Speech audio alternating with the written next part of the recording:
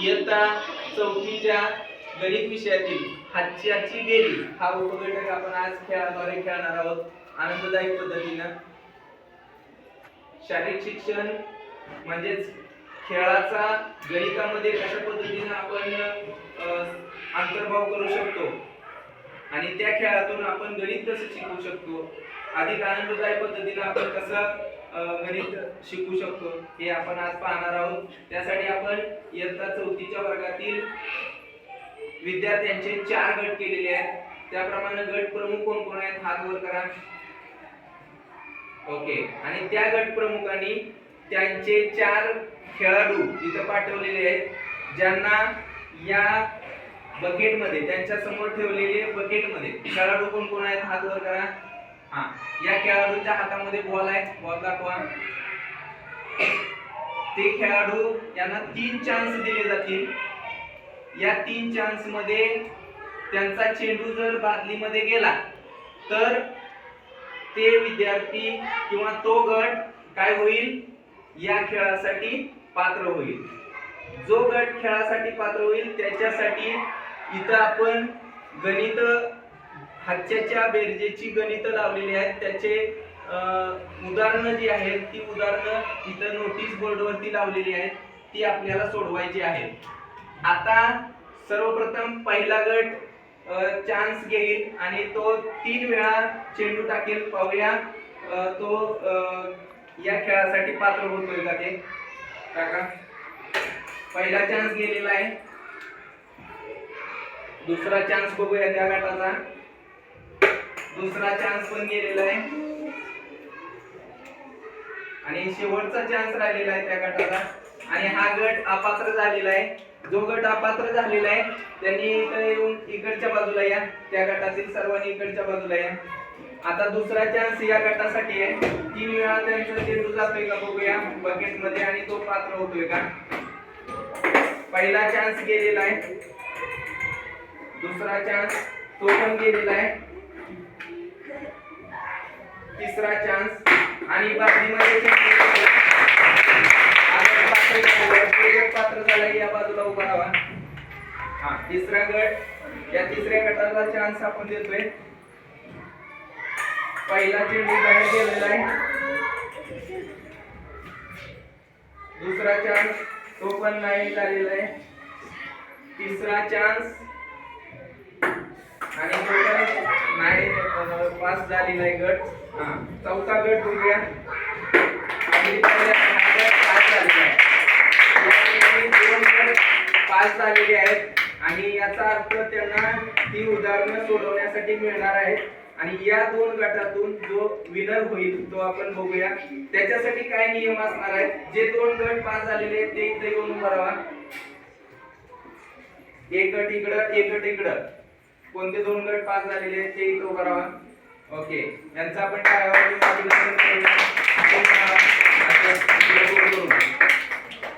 ठीक आहे। आता या गटातील विद्यार्थी काय करणार आहेत, नोटीस बोर्ड कडे जाणार आहेत। नोटीस बोर्ड कडे जाऊन ते विद्यार्थी तिथलं एक उदाहरण घेऊन येणार आहेत। ते उदाहरण सोडवल्यानंतर ते उदाहरण आपल्याच बकेट मध्ये ते टाकणार आहेत। जो ज्या गटाचे जास्त उदाहरणं सोडून होतील कमी वेळामध्ये, जो वेळ आपण देणार आहे त्यांना त्या वेळामध्ये ज्या गटाची उदाहरणं जास्त सोडून होतील तो गट या, आणि त्याची उदाहरणं अचूक असायला पाहिजेत, तो गट या ठिकाणी विजयी होईल। ओके, आपण आता उदाहरणं सोडवण्यासाठी त्यांना वेळ देणार आहोत, तो म्हणजे किती मिनिटाचा, 2 मिनिटाचा। 2 मिनिटांमध्ये जो गट जास्तीत जास्त उदाहरणं सोडवेल तो गट एका उदाहरणासाठी 10 गुण अशा पद्धतीने आपण मार्किंग करणार आहोत। बघूया, तुम्ही खाली बसा, सगळे खाली बसा।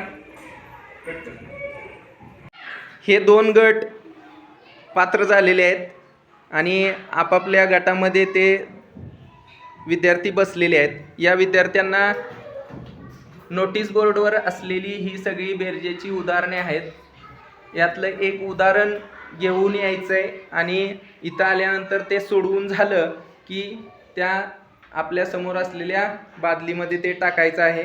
ज्या विद्यार्थ्यांची ज्या गटाची उदाहरणं जास्त सोडवून होतील आणि अचूक असतील त्यानुसार प्रत्येक उदाहरणाला 10 मार्क अशा पद्धतीनं मार्किंग दिलं जाईल. ज्या गटाला जास्त मार्क पडतील तो गट विजयी होईल.